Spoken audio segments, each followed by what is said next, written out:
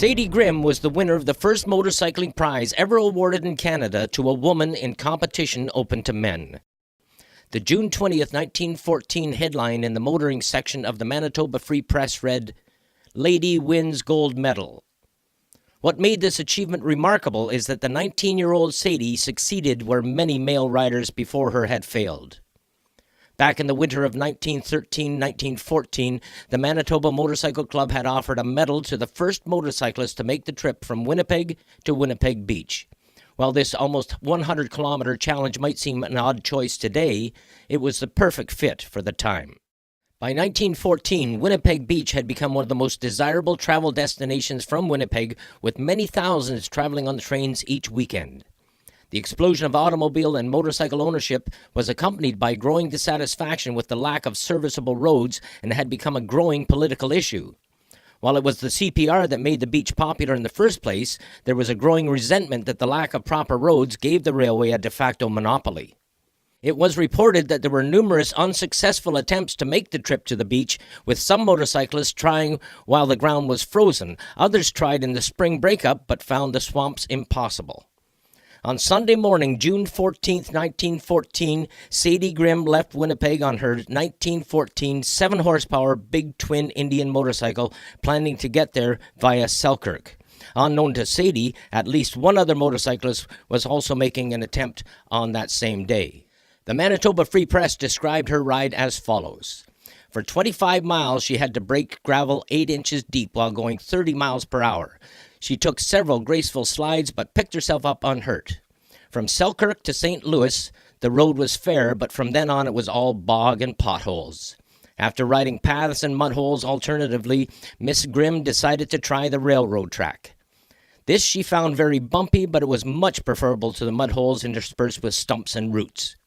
After 4 hours of solid plugging, Miss Grimm registered at the Empress Hotel and was told that she was the first one to make it through. Miss Grimm, not satisfied with her achievement, turned around after a few hours' rest and rode back to the city via Toulon, competing in one of the most strenuous rides ever attempted by a Manitoba motorcyclist. It turned out that a motorcyclist with a sidecar had run out of gas west of the beach and arrived several hours too late to claim the prize.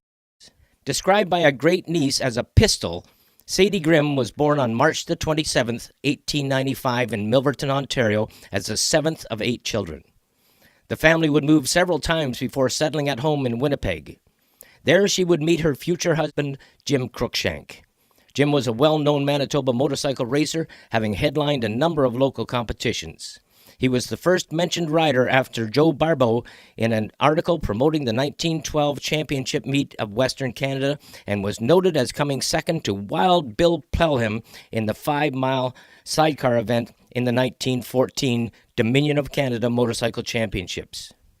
By 1913, Cruikshank had opened up an Indian motorcycle repair shop on Main Street in Winnipeg, which is likely the starting point for Sadie's ride. The unusual nature and challenge of women riding motorcycles in this period is underscored by the Van Buren sisters' experience, where they were arrested for wearing men's clothing on their famous 1916 U.S. transcontinental ride. 1914 was a watershed year for women's rights in Manitoba, including the famous Nellie McClung, who led mock parliament at the Walker Theatre that confronted Premier Roblin's statements on the prospect of women's voting. Sadie's novel achievement made her an obvious choice as a spokesperson for the participation of women in motorcycling. In an article published in July 1914, the Winnipeg Tribune quoted her as promoting the activity as beneficial both for health and independence for women.